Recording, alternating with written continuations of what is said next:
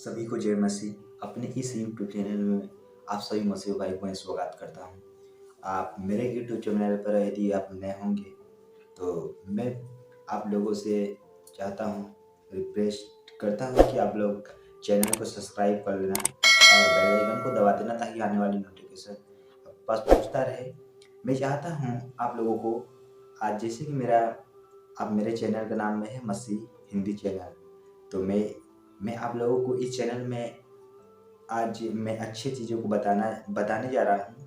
तो आप मेरे वीडियो में एंड तक बने रहिए और वीडियो की स्किप मत करना ताकि आप लोगों को अच्छी तरह से समझ आ सके। तो मैं विषय की ओर चलता हूँ। जैसे मैंने पढ़ता हूँ लूका 10 अध्याय वचन नंबर 25 से हम लोग जैसे पढ़ते हैं, यीशु मसीह बोला एक दयालु सामरी का दृष्टांत। जैसे कि उस दयालु सामरी का दृष्टांत है, यीशु मसीह एक व्यवस्थापक से क्या बोलते हैं। तो इसीलिए मैं अब विषय की ओर चलता हूँ। जैसे लिखा है कि देखो, एक व्यवस्थापक उठा और यह कहकर उसकी परीक्षा करने लगा कि हे गुरु, अनंत जीवन का रस होने के लिए मैं क्या करूँ। मतलब एक व्यवस्थापक, जैसे कि जो हमारे प्रभु यीशु मसीह के वो मतलब पुराना नेम था, उसका व्यवस्थापक यीशु मसीह से बोला कि हे गुरु, हमें अनंत जीवन पाने के लिए, मतलब अनंत जीवन का वारिस होने के लिए मैं क्या करूं, बोलता है यीशु मसीह से।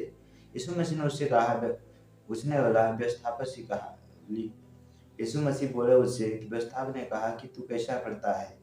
उसने उससे कहा व्यवस्था में क्या लिखा है। यीशु मसीह बोल रहे हैं कि व्यवस्था में क्या लिखा है, तू कैसे पढ़ता है। मतलब जो व्यवस्था तू लिया है उसको तू कैसे पढ़ता है। उसने उत्तर दिया, तो प्रभु अपने परमेश्वर अपने सारे मन और अपने सारे प्राण और सारी शक्ति और अपनी सारी बुद्धि के साथ प्रेम रख। प्रभु यीशु मसीह बोल रहे हैं कि तू प्रभु अपने परमेश्वर से अपने सारे मन और सारी बुद्धि के साथ प्रेम रख और अपने पड़ोसी से अपने समान प्रेम रख। प्रभु यीशु मसीह बोल रहे हैं तू अपने पड़ोसी से अपने समान प्रेम रख। उसने उससे कहा कि तूने ठीक उत्तर दिया, यही तो जीवित रहेगा। परंतु उसने अपने आप को धर्मी ठहराने की इच्छा से यीशु से पूछा, तो मेरा पड़ोसी कौन है। मतलब वही व्यवस्थापक बोल रहा है कि यीशु मसीह से, मतलब अपने आप को धर्मी ठहराने के लिए बोल रहा है यीशु मसीह से कि हमारा पड़ोसी कौन है। उसने बोला, यीशु ने उत्तर दिया, एक मनुष्य यरूशलेम से यरीहो को जा रहा था कि डाकुओं ने घेर कर उसके कपड़े उतार लिए। क्या डाकुओं ने उसके कपड़े उतार लिए और मार पीट कर उसे अधमय छोड़कर चले गए। अधमय मतलब अधमरा करके चले गए उसको। किसको?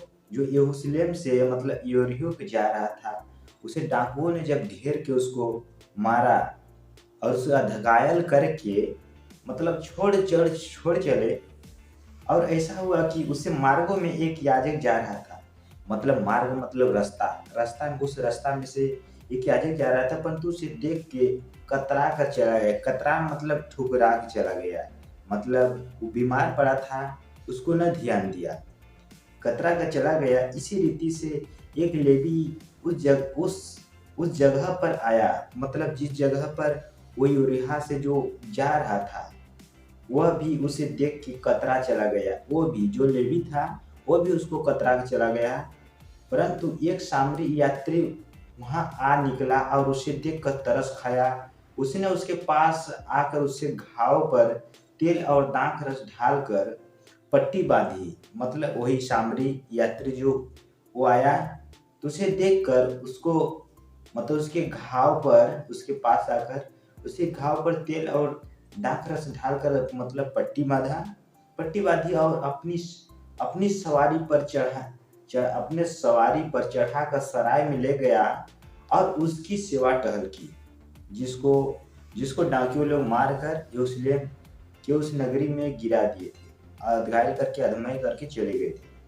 उसको सेवा टहल कर दूसरे दिन उसने 2 दिनार निकाल कर सराय के मालिक को दिए और कहा, इसकी सेवा टहल करना। यीशु मसीह बोल रहे हैं कि इसको इसका सेवा टहल करना और जो कुछ तेरा लगेगा वह मैं लौटने पर तुझे दूंगा। बोल रहे हैं कि जब हम वापस आएंगे इसका हम प्रतिफल जितना इसका होगा मजदूरी और इस सेवा का मैं इसको दूंगा। अब तेरी समझ में जो डाकुओं में घिरा गया था, इन तीनों में से उसका पड़ोसी कौन ठहरा? उसका पड़ोसी वही ठहरा जो उसको बचाया, उस पर तेल गिरा और उस पर दांत ही करके उसको पट्टी बांधी, वही उसका पड़ोसी हुआ। यीशु मसीह ने उसने कहा वही जिसने उस पर दया की, दया वही सामरी ने की जो जो उसी के रास्ते से होकर जा रहा था। और तू भी ऐसा कर। यीशु मसीह बोल रहे हैं कि जैसा वो दया उस पर किया तू भी उसी तरह कर। तो आज का मेरा वीडियो यहीं तक था। मैं वीडियो को ऐसे ही बनाते रहूँगा और आप लोग ऐसे ही मैं चाहता हूँ कि आप लोग भी मेरी कुछ हो सके तो हेल्प करें ताकि मेरा ऐसे ही वीडियो आगे बढ़ते चले। अभी तक सभी को जय मसीह और मिलता हूँ।